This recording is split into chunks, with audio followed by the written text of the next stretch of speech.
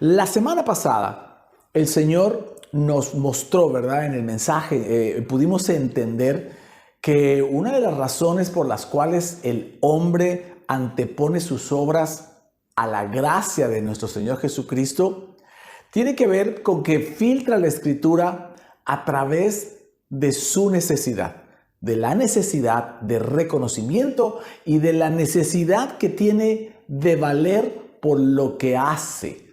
Cuando uno vale por lo que hace, va a buscar hacer obras, y eso es lo que le ha pasado a la iglesia mayormente.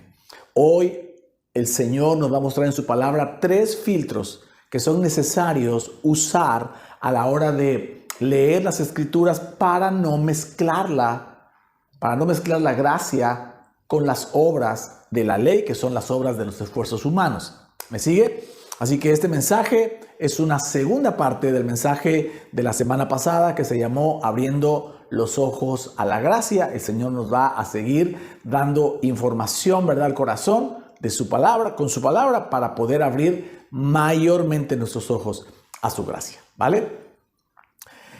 Acompáñame por favor a la Biblia, 2 de Timoteo 2:15. Vamos a ver lo que el apóstol Pablo le dijo al buen Timoteo, ¿verdad? Le dijo: esfuérzate por presentarte a Dios aprobado como obrero que no tiene de qué avergonzarse. Esto solo puede ser justificados por Jesús. Y que interpreta rectamente la palabra de verdad.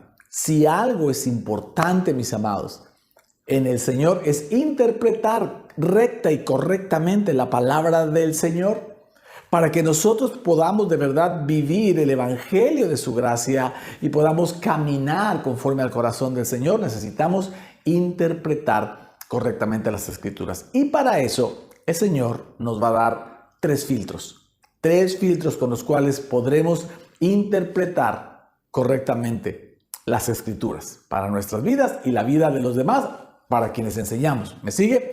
De aquí que el mensaje de hoy lleva por título: Filtros para no mezclar la gracia. Abriendo los ojos a la gracia, segunda parte. Filtro número 1. Vamos al filtro número 1.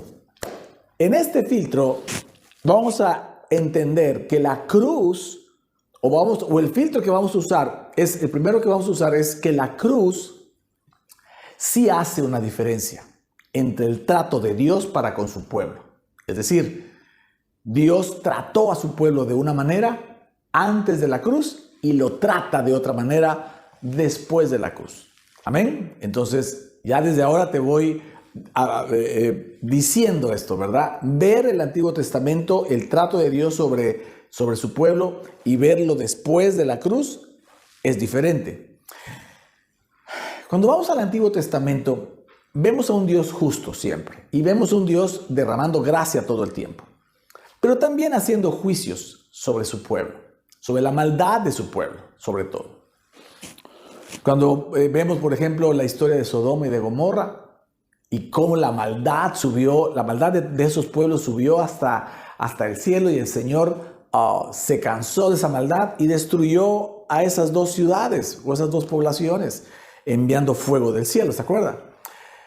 Y entonces, claro, uno ve eso y dice: wow, el juicio de Dios, duro, ¿verdad? Firme, duro, con muchas opciones, muchas oportunidades, pero llega un momento en que dice: se acabaron las oportunidades, viene juicio.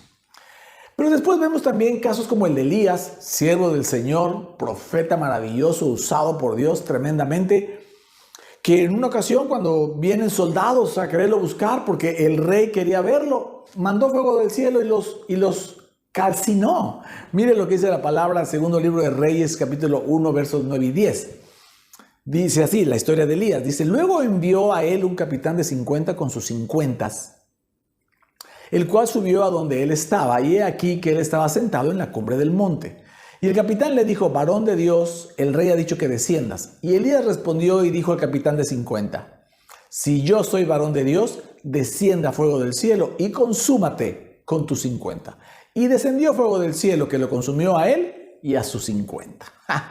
Esto pasó 3 veces. 2 veces calcinó y mató a los 50 y a su líder, ¿cierto? Hasta el tercer pelotón de 50 fue que pidió clemencia, pidió misericordia y ya no lo hizo. Pero claro, vemos esos juicios y decimos: Claro que tenemos un Dios duro, que si lo hago las cosas bien, me va bien, pero si hago las cosas mal, juicio. Pero viene Jesús y comienza a enseñar en los evangelios lo que Él consumaría en la cruz, ¿ok? Y entonces una escena muy parecida, Lucas capítulo 9, verso 52. Dice así: y envió mensajeros delante de él, los cuales fueron y entraron en una aldea de los samaritanos para hacerle preparativos, mas no le recibieron porque su aspecto era como de ir a Jerusalén. Viendo esto, sus discípulos Jacobo y Juan dijeron: Señor, ¿quieres que mandemos que descienda fuego del cielo como hizo Elías y los consuma?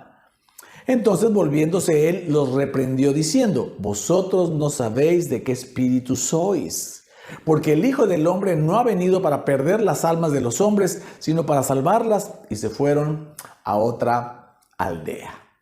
Es precisamente Juan y Jacobo, hebreos, que desde los 13 años ya se sabían la mayoría de los pasajes del Antiguo Testamento. Es claro que en ese tiempo solo tenían el Antiguo Testamento.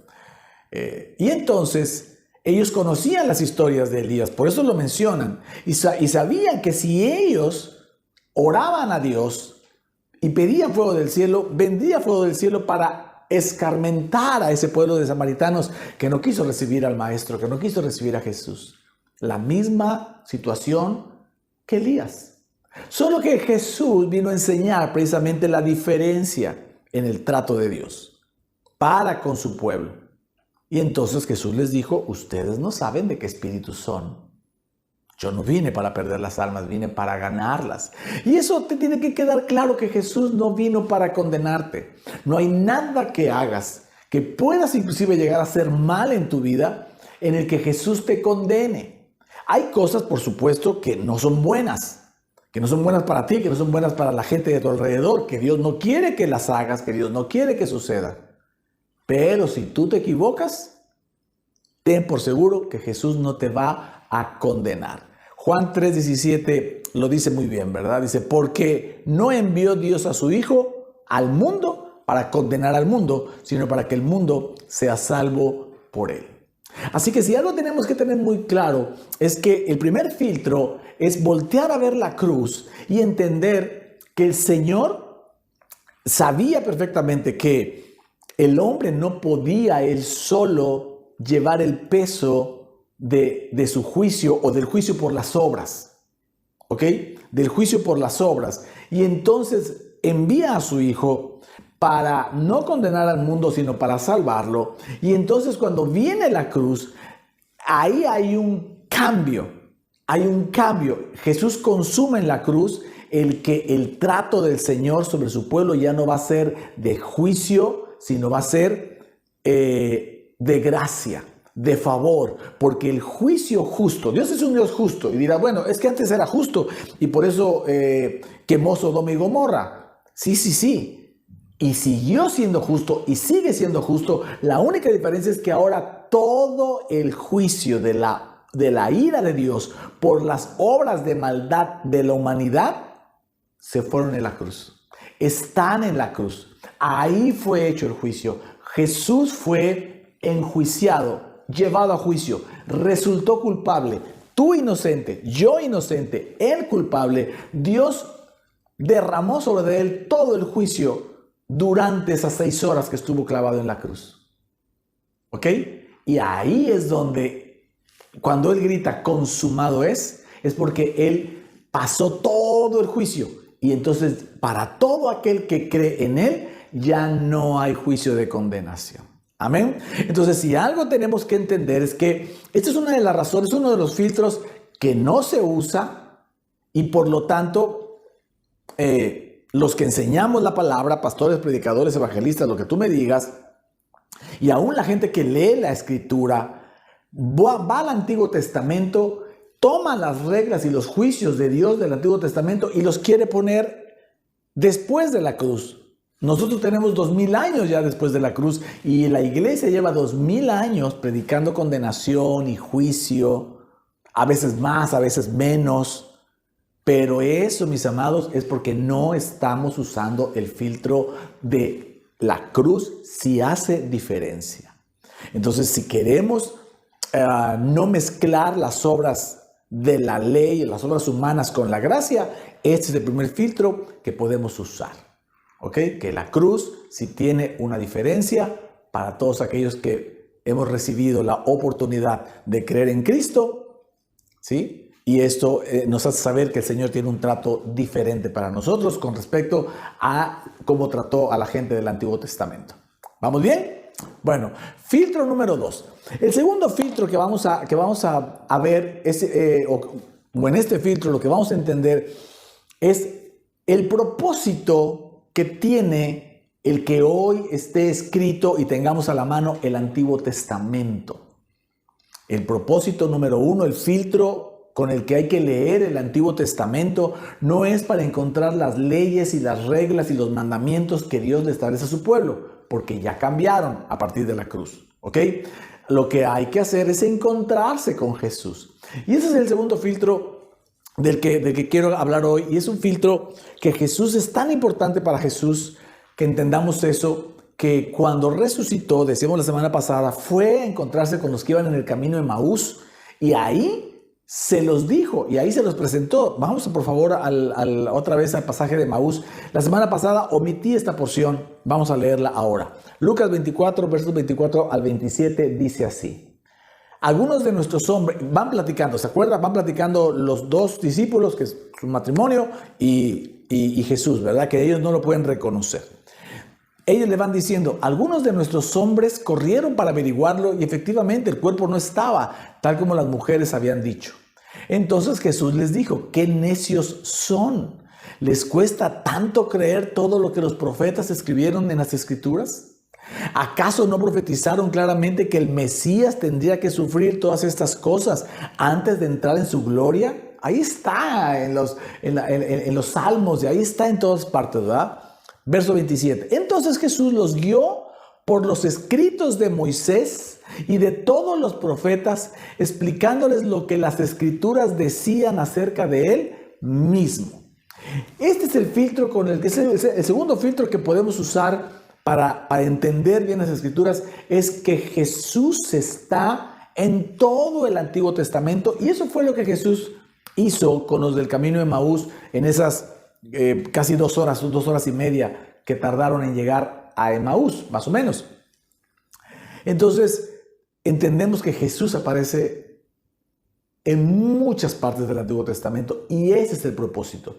Hace algunas semanas atrás, tal vez como unas 4 o 5, pudimos ver que en el primer versículo de la Biblia, Génesis 1:1, cuando dice que el Señor creó los cielos y la tierra, ahí en medio está Jesús. Lo encontramos como el alfa y el omega, o en hebreo el Aleph Tav, ¿se acuerda? En medio, ahí está el Señor. Pero hay muchos pasajes que hablan del Señor. Por ejemplo, el arca de Noé. El arca de Noé es figura de Cristo. Todo aquel que entró en el arca, todo aquel que entre en Jesús, será salvo. Amén. Así que el arca representa, es una tipología, es una figura de Jesús. ¿Me sigue? Ok. Te voy a hacer una pregunta.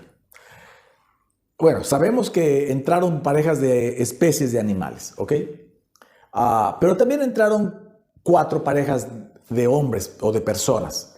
Noé, sus 3 hijos varones y las esposas de cada uno de ellos, ¿vale? O sea, había 8 personas adentro del arca mientras el diluvio se estaba llevando a cabo. Pregunta, si uno de los hijos se tropezara o se tropezó, imaginemos que se tropezó con la cola de, no sé, de un tigre que estaba por ahí, se tropezó y se cayó, ¿crees que murió ahogado en el diluvio? Claro que no. ¿Por qué? Porque cayó dentro del arca.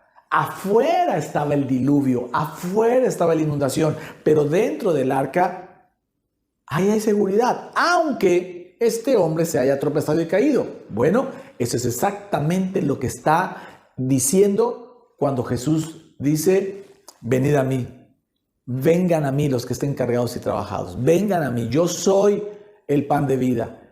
Vengan, es mejor caer en la roca a que la roca los aplaste, ¿se acuerda? Entonces, cuando tú estás en Jesús, Cuando tú ya eres un convertido al Señor y Él es tu Señor y Salvador, aunque te tropieces, aunque te caigas, aunque te resbales, aunque te equivoques, no te condenas.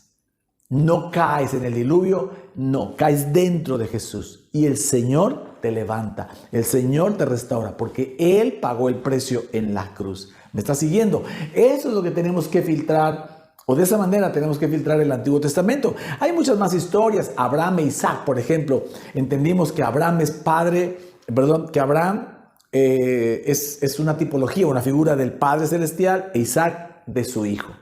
Por eso el Señor, ahora se entiende más por qué Abraham tuvo que sacrificar a su hijo, porque es una figura de que el Padre sacrificaría a su unigénito hijo Jesús.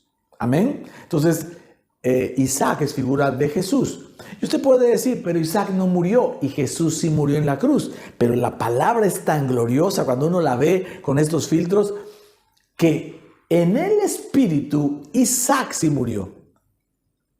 Cuando Abraham decide, porque dice la palabra que levanta su mano para encajarle el puñal o el arma filosa, en el corazón de Abraham ya había él matado a su hijo. Abraham es una figura del Padre.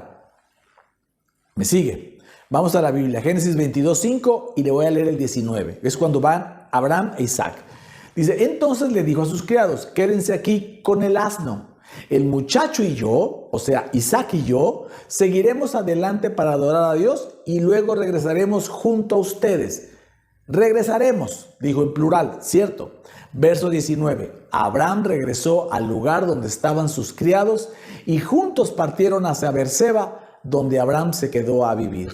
¿Se dio cuenta que cuando iban a subir, habló en plural y mencionó a Isaac, el muchacho y yo? Y regresaremos a ustedes. Y cuando pasó lo de el no sacrificio y que encontraron un carnero trabado por los cuernos y eso fue lo que sacrificaron, ya no dice que Isaac bajó. Obvio que Isaac bajó, pero la Biblia no lo menciona, y eso no es un olvido del escritor de Génesis, de Moisés. Eso es porque lo que pasó realmente en el espíritu es que el hijo murió. ¿Me sigue? Representando la muerte que tendría nuestro Señor Jesucristo. Tan es así que Jesús se los dice, Juan 8:56, cuando está hablando con los fariseos, les dice, Abraham, el padre de ustedes, se regocijó al pensar que vería mi día, y lo vio y se alegró. ¡Wow! ¡Qué padre! ¡Qué tremendo!, ¿verdad? El día más difícil para Abraham, en lo natural, que fue pues llevar casi a la ejecución la vida de su hijo, se volvió en el día más glorioso de su espíritu, porque el Padre Celestial le permitió ver y entender que lo que estaba pasando ahí era una representación de lo que Dios haría con su unigénito Hijo Jesucristo en la tierra. Y por eso dice Jesús que Abraham lo vio y se alegró de ese día. Amén. Entonces, cuando uno entiende la tipología y uno ve con ese filtro, es más fácil entender la Escritura. Y así hemos puesto muchísimos ejemplos en todos estos meses que llevamos predicando la gracia.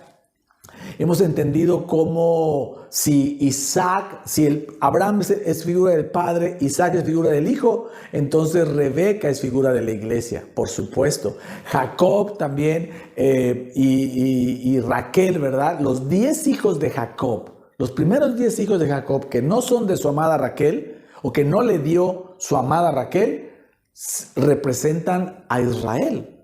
Aún en la actualidad representan la ley y representan también a todo aquel que no ha recibido a Jesús como Señor y Salvador.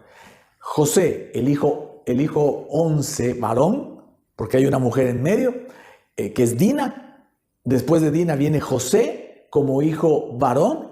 José representa a Jesús, es figura de nuestro Señor, y Benjamín es figura de la iglesia bajo la gracia. Cuando tú entiendes eso, te vas a dar cuenta por qué entonces Benjamín recibió 5 veces más comida y 5 veces más ropa que los hermanos de la ley. 10 es número de la ley. Cuando tú ves en la Escritura, en el Antiguo Testamento, 10, es muy probable que el Señor está ahí representando a Israel y la ley. 5 es figura de la gracia. Es número de la gracia, ¿verdad? 5 veces el apóstol Juan se autonombró el amado también. Entonces, cuando tú entiendes con ese filtro, vas a entender mucho de la Escritura. Pudimos ver cómo Ruth representa a la iglesia de la gracia. Boaz, su esposo, que fue su esposo, representa a Jesús. Nuestro Boaz celestial, decimos, ¿verdad? Y vimos cómo Jesús o cómo Boaz fue poniendo delante de Ruth cada cosa que iba sucediendo, gracia sobre gracia. Y eso es lo que hace Jesús con nosotros, su iglesia. Noemí, la suegra, representa a Israel, representa la ley, a los no convertidos. Y entonces cuando tú ves las historias, puedes entender lo que el Señor y Padre está queriendo hacer con su iglesia en estos tiempos. Este es el tiempo de la iglesia bajo la gracia. Amén. Hace algún tiempo atrás pudimos ver, ¿te acuerdas del Arca del Pacto? Que estaba en el lugar santísimo, tanto en el tabernáculo como en el templo, donde representaba la mismísima presencia de Dios, que tenía unos querubines arriba. Si la desdoblamos, si la pudiéramos desdoblar, esa figura geométrica, ¿verdad? Si la pudiéramos desdoblar, queda una cruz. Y donde están los querubines, que es donde se rociaba la sangre para perdón de los pecados, es exactamente en medio, donde quedaría el día de mañana, después, el cuerpo de nuestro Señor Jesucristo crucificado en esa cruz. Si vemos cómo el Señor acomodó las tribus, las 12 tribus de Israel, las acomodó formando una cruz. Y entonces cuando tú puedes ver todo eso con este filtro de encontrarte con Jesús en el Antiguo Testamento, cuando lees el Antiguo Testamento ya no lo lees para encontrarte con leyes y mandamientos imposibles de cumplir, sino para encontrarte con Jesús. Por ejemplo, uno de los pasajes más controversiales del Antiguo Testamento es Deuteronomio 28.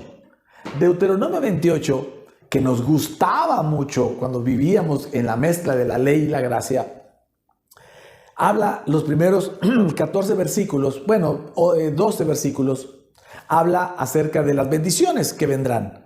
Claro, si guardas su palabra en el corazón y la puedes poner por obra.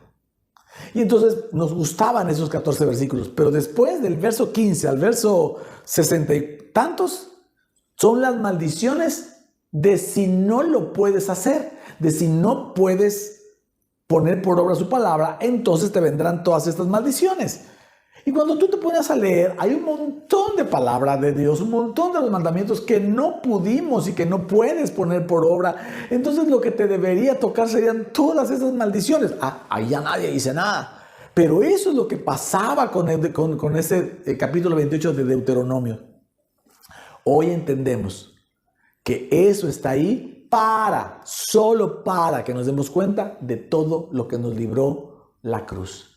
De que es imposible caminar por obras, creer que somos justos por obras, que vamos a agradar al Padre por obras, que vamos a poder ser buenos haciendo cosas o dejando de hacer cosas malas, en vez de saber todo esto, que somos buenos, correctos, justos, por la obra de Jesucristo en esa cruz. Y vuelve el filtro de la cruz. ¿Me sigue? Cómo esos filtros se juntan. Entonces, el segundo filtro es mirar el Antiguo Testamento a Jesús.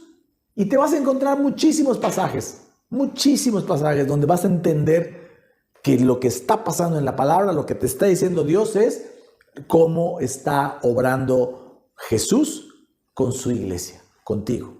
¿Puede dar un buen amén? Muy bien. Y vamos a este tercer filtro que te va a ayudar mucho para no confundir o no mezclar la gracia con las obras. Y es el filtro de el lenguaje en el Nuevo Testamento. En el Nuevo Testamento hay dos lenguajes o hay dos tipos de comunicación. Una para los inconversos y otra para los que ya recibieron a Jesús. Es importante filtrar el Nuevo Testamento con este filtro porque vas a encontrar pasajes donde los apóstoles y los discípulos le hablan a personas y le establecen cosas que son solo para los no convertidos aún, para que se conviertan. Pero hay otra manera de hablarle a los que ya se convirtieron. Y la iglesia lo que hace es hablarle igual a todos, convertidos, no convertidos, y como dijimos hace un rato, y lo que estaba vigente en el Antiguo Testamento, lo quieren hacer vigente después de la cruz. Y eso es lo que ha provocado también, obviamente, porque todo eso genera obras, y eso es lo que ha generado la mezcla del 99% de las iglesias o más, de la mezcla de la gracia con la ley de las obras. Te voy a poner algunos ejemplos de cómo es el lenguaje, cómo se le habla o cómo habla el Nuevo Testamento a convertidos y a no convertidos. Hechos 2:36. Esto pasó cuando el Espíritu Santo se derrama en el aposento alto. Pedro comienza a predicar y se convierte en 3,000. O sea, le está hablando a inconversos. Sepa pues, claro, está todo el sermón, vamos a leer la última parte. Dice, sepa pues ciertísimamente toda la casa de Israel, que a este Jesús a quien vosotros crucificasteis, Dios le ha hecho Señor y Cristo. Al oír esto se compungieron de corazón y dijeron a Pedro y a los otros apóstoles, varones hermanos, ¿qué haremos? Pedro les dijo, arrepentíos y bautícese cada uno de vosotros en el nombre de Jesucristo para perdón de los pecados y recibiréis el don del Espíritu Santo. Es decir, claro que hay que confesar los pecados, pero eso es para gente que no conoce a Jesús, que todavía no se convierte a Jesús. El apóstol Pablo le habla, para explicarlo, el apóstol Pablo le habla a la iglesia de Éfeso, a la iglesia, es decir, a la gente ya convertida, y mire lo que le dice en Efesios 4:32. Les dice, más bien sean bondadosos y compasivos unos con otros, y perdónense mutuamente, así como Dios los perdonó a ustedes en Cristo. Amén. En otro pasaje, en Corintios, les está hablando de inmoralidad sexual. El apóstol Pablo está hablando de la inmoralidad, que se enteró, ¿verdad? Que hay inmoralidad sexual entre ustedes. Y les dice, es el pasaje donde les dice, pero no se dan cuenta que el cuerpo ya no es suyo, que todo pecado que hagan fuera del cuerpo, pues queda fuera, pero el que hacen con el cuerpo, queda en el cuerpo. Y ustedes, les dice, son templo del Espíritu Santo. Ojo a esto. El apóstol Pablo está hablando de un pecado tan grave como la inmoralidad sexual, pero la gente no deja de ser templo del Espíritu Santo. O sea, no los llevó a arrepentimiento, no los llevó a condenación, no los llevó a pedir perdón de los pecados. ¿Por qué? Porque Jesús ya los perdonó. Aquí en Efesios 4:32, Pablo se los dice muy claro. Perdónense las ofensas unos a otros, porque Dios a ustedes ya los perdonó. Entonces, cuando tú oras el Padre Nuestro, ¿verdad? Y en la traducción está diciendo, Padre, perdona nuestras ofensas, así como nosotros también perdonamos a los que nos ofenden. Es al revés. Se entiende más diciendo, Padre, gracias por perdonarme mis pecados, y por esta razón yo voy a perdonar a mi hermano, a mi hermana que me hicieron. Amén. Nosotros perdonamos a la gente porque Dios nos perdonó a nosotros en pasado. No es que Dios nos perdona o nos perdonará el día de mañana. No. El apóstol Pablo está dejando muy claro que ya nos perdonó. Todos los pecados están en la cruz. Los que cometiste hoy en la mañana y los que vas a cometer dentro de toda tu vida ya están en la cruz. Ya no necesitas pedir perdón por esos pecados porque ya están perdonados. Lo que necesitamos es tener gratitud de que somos perdonados a pesar de nuestros errores. ¿Puedo escuchar un buen amén a eso? Este es el otro filtro. Pedro le habla a inconversos y les dice arrepiéntense. Pablo le habla a convertidos y ya no les dice arrepiéntense. Ya les dice, entiéndanlo, ustedes son templo del Espíritu Santo, o les dice, a ustedes ya los perdonó el Señor, o sea, ya son. Amén. Voy a poner otro ejemplo, porque muchos de ustedes me dirán, o algunos de ustedes me dirán, oiga, pero hay un versículo donde dice, y es 1 Juan 1:9, y tal vez de aquí venga la confusión. Bueno, creemos que de aquí viene la confusión en la mayoría de las iglesias.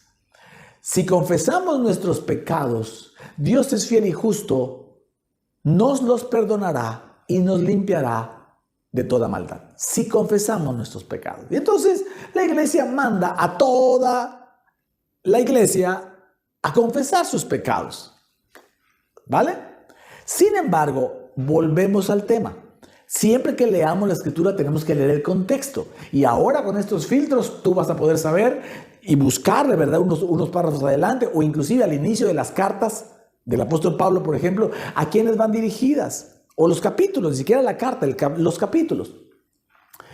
A quiénes van dirigidos. Y te vas a dar cuenta que por ejemplo, este capítulo 1 de la primera carta de Juan, de primera de Juan, está dirigido a no convertidos.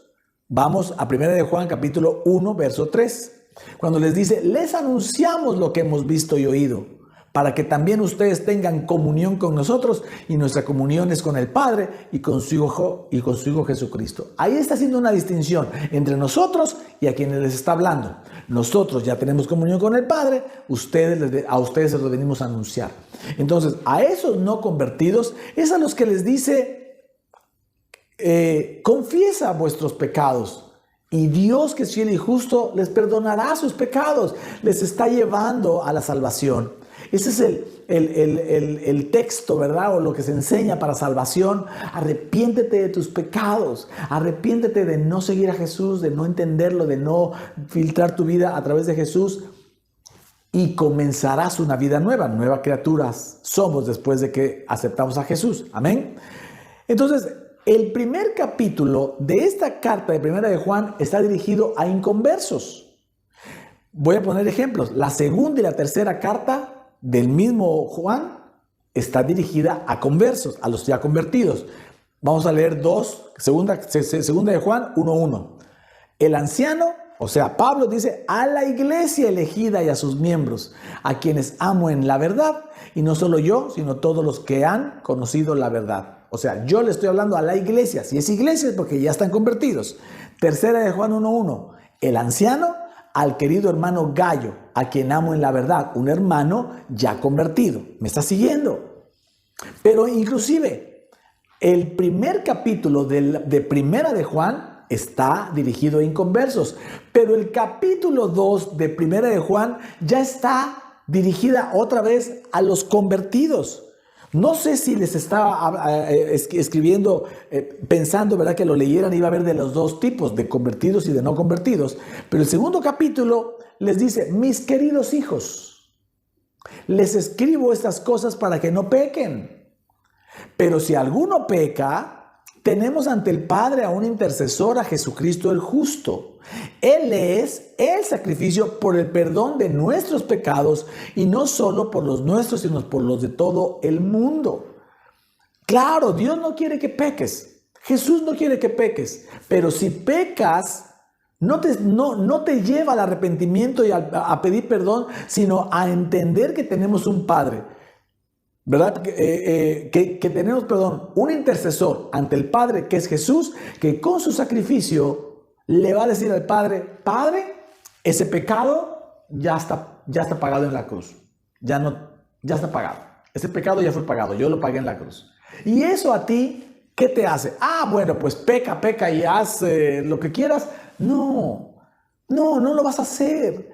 Porque cuando te das cuenta que debiera haberte caído fuego del cielo por tu pecado, cuando te das cuenta que como podrida llaga que somos, no hay nada bueno en nosotros, y entonces que no merecíamos el perdón de los pecados, y el Señor nos perdona una y otra vez, y prometes que no vas a volver a hacerlo, y lo vuelves a hacer, y te das cuenta que cada vez que lo hagas ya está perdonado ese pecado.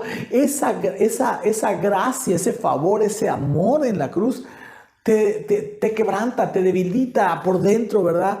Y Él se hace fuerte en ti. Entonces comienzas a caminar en Jesús, no por temor, sino por amor. Y esto, mis amados, es algo que la iglesia está comenzando a entender. Mucha de la iglesia de hoy camina con Jesús por temor al juicio, por temor al castigo, por temor a la consecuencia. Y entonces cuando uno camina por temor, dice la palabra que el temor lleva en sí castigo. Y entonces eso es donde entendemos que el perfecto amor echa fuera todo el temor. Cuando en vez del perfecto amor de la cruz, ya no caminas con Jesús por temor a equivocarte o por temor a la consecuencia del juicio. Caminas con Jesús por amor. Y cuando tú caminas por amor, entonces es más fácil. Vas a dejar de pecar, vas a dejar de hacer esas cosas, vas a poder hacer lo que has querido, vas a vivir en paz, etcétera, etcétera. Amén. ¿Me estás siguiendo hasta aquí? 3 filtros. Y déjame terminar con esto, el mensaje. La diferencia clara y notoria entre la gracia y la ley. Bajo la gracia hacemos mejores obras. Y esto lo vamos a ver cuando Jesús pasó a la casa de Marta y María. Dice Lucas capítulo 10, verso 38. Y terminamos ya con esto. Dice, mientras iba de camino con sus discípulos, Jesús entró en una aldea y una mujer llamada Marta los recibió en su casa. Tenía ella una hermana llamada María, que sentada a los pies del Señor escuchaba lo que él decía. Marta, por su parte, se sentía como abrumada porque tenía mucho que hacer. Así que se acercó a él y dijo, Señor, ¿no te importa que mi hermana me haya dejado sirviendo sola? Dile que me ayude. Marta, Marta, contestó el Señor, estás inquieta y preocupada por muchas cosas, pero solo una es necesaria. María ha escogido la mejor y nadie se la quitará. Wow, aquí algo que tenemos que entender o varias cosas que tenemos que entender es que Jesús no reprende a Marta o no le dice a Marta o no le señala que esté haciendo muchos quehaceres. No, le señala que los está haciendo abrumada, los está haciendo inquieta y preocupada. Eso es lo que le señala Jesús. Ahora cuando alguien pronuncia 2 veces el nombre de alguien, en la cultura oriental o en la cultura de ese tiempo, es haciéndole saber que es muy amada la persona. Entonces, cuando Jesús dice Marta, Marta, es porque amaba a Marta y la está corrigiendo, no reprendiendo como tal. Pero lo que hace Jesús al corregirle no es lo que hace, sino la actitud con la que lo está haciendo. Está abrumada, se siente abrumada, está enojada con su hermana, se siente abrumada, enojada, se siente injustamente tratada, tan así que le pide a Jesús que le diga a su hermana que la ayude, se siente que nadie la valora, ¿verdad? Y se siente inquieta y preocupada. Eso es lo que Jesús le corrige. Y le dice, María está haciendo una sola cosa necesaria. Lo que tú haces es bueno. Hacer es bueno, pero no es lo más importante. Lo único importante o lo único necesario es sentarse a los pies de Jesús, a recibir de Jesús. Esa es la figura de la gracia y la ley, las obras. Sentarte a los pies de Jesús a recibir su gracia, escucha esto, es lo que hará que salgas de ahí con el espíritu correcto o puedas hacer las obras que tienes que hacer, pero con el espíritu correcto. Ni abrumado, ni enojado, ni sintiéndote injustamente tratado, ni preocupado, ni afanado, ni estresado, ni angustiado, ni nada de eso. Por eso cuando tú vives bajo la gracia, entonces vas a poder tener el espíritu correcto, la unción correcta, para poder hacer mejor las obras que tienes que hacer, porque claro que tenemos que hacer obras, solo que esas obras van después de la cruz, no antes de la cruz. Van después de la gracia, no antes de la gracia para obtener gracia. ¿Me sigue? Amén. Así que, sin lugar a dudas, la gracia te hace reposar en Jesús a sus pies y eso te hace ser más productivo. Vives más en paz y vives con mayor productividad porque lo que haces, lo haces o lo puedes hacer con el espíritu correcto. ¿Puedo ir un buen amén hasta aquí? Mis amados, estos 3 filtros te van a ayudar mucho a no mezclar las obras con la gracia y a entender las escrituras de manera correcta, ¿verdad? Recuerda que la cruz sí hace una diferencia. Eso nos sirve para ver el trato de Dios del Antiguo y el Nuevo Testamento es diferente por la cruz. 2, si vas a leer el Antiguo Testamento, ahí el filtro es encontrarse con Jesús. No encontrar leyes, ni mandamientos, ni juicios impactantes de Dios. No. Adentro de todas esas historias, busca a Jesús y vas a encontrarlo de una manera maravillosa. Y 3, al leer el Nuevo Testamento, identifica si le están hablando a no convertidos y a convertidos. Y eso te ayudará a no confundirte con los versículos como este de 1 de Juan que dice, confiesa tus pecados que el Señor te perdonará. ¿Puede dar un buen amén? Así que estoy convencido, mis amados, que estos 3 filtros nos van a ayudar a no revolver y mezclar la gracia del Señor con nuestras obras. ¿Le parece? Y yo quiero despedirme, por eso el apóstol Pablo siempre decía, bueno, no siempre, pero en varias cartas se despedía de esta manera, diciéndoles que el amor del Padre, la gracia de nuestro Señor Jesucristo y la comunión con el Espíritu Santo esté sobre todos vosotros, sobre todos ustedes. Amén. Y eso mismo deseamos nosotros, que el amor del Padre te llene de su amor y te sientas muy amado, que la gracia de Jesús esté derramando sobre ti. Estamos convencidos que Plenitud en Cristo es una generación bajo la gracia y que la revolución de la gracia ha comenzado y es nuestro corazón, ¿verdad? El poder expandir y difundir el evangelio de la gracia juntos, ¿verdad? Usted nos ayuda mucho cuando usted le pone likes a las prédicas, va usted a YouTube, comentarios y apoya la difusión de este evangelio, ¿vale? Así que, y obviamente la comunión con el Espíritu Santo, que todos los días te recuerda que vives bajo la gracia. Amén. Disponga su corazón y vamos a orar solo para darle gracias a Dios por esta palabra. Señor, te damos gracias porque sabemos que tú estás abriendo los ojos a una nueva generación. Este es el tiempo de la iglesia bajo la gracia. Tú eres el más interesado en que dejemos nosotros de combinar y de mezclar nuestras obras con tu gracia. Que sabemos, Señor, que tú derramas tu gracia y tu favor sobre nosotros para que podamos nosotros hacer toda la obra que tú has puesto en nuestros corazones. Todos los sueños, todos los anhelos, todos los llamados, toda la visión que tú has puesto en cada uno de nosotros, la podemos y la podremos llevar a cabo en la medida que podamos vivir sentados a tus pies bajo tu gracia, recibiendo de ti, Señor. Padre del cielo, te damos gracias por esta generación. Yo bendigo esta generación, una generación que está abriendo los ojos, que hemos sido bendecidos, porque no hay nada que podamos nosotros hacer si no es que tú lo haces en nosotros, Señor. Padre del cielo, yo quiero orar ahora porque los que aún no te conocen. Si usted no conoce a Jesús, ore conmigo esta palabra y pídale al Señor que Él sea su Señor y Salvador. Y diga algo como esto.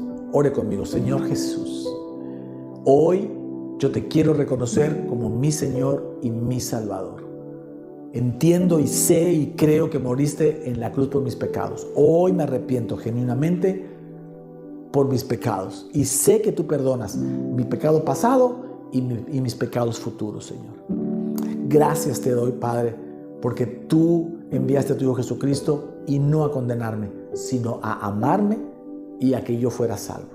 Señor Jesús, gracias. Amén y amén. Amados, si usted hizo esta oración, usted está inscrito en el libro de la vida y usted tiene vida eterna. Amén. Y va a poder caminar con Jesús recibiendo todos los beneficios de la cruz. El amor, la compasión, la salud, los bienes materiales, ¿verdad? La juventud, el entendimiento, la sabiduría, la santidad y todo lo que hemos predicado y le seguiremos predicando si Dios nos lo permite. Amén. Así que, querida iglesia, estamos enseñados, ¿verdad? A cómo ayudar un poco a abrir los ojos de la gente, que el Señor tome estos mensajes y toque los ojos de nuestros amados, de nuestros afectos, de nuestros amigos, de la gente de las iglesias, que puedan abrir los ojos a la gracia y a vivir bajo el favor de Dios y dejar de mezclar sobre todo las obras y la gracia. Son dos cosas que van paralelas, pero ya no juntas. Amén.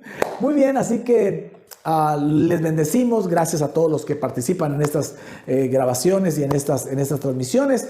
Y le pedimos, por favor, que no deje de bendecir gente. Vaya y bendiga gente y venga y reciba. Si usted sigue a plenitud en Cristo y si usted nos sigue, sépase que vamos a bendecirlo, que todo lo que nos dé el Señor, todo se lo estamos dando a usted, porque creemos firmemente que la fuente viene de Él y es para usted. ¿Vale?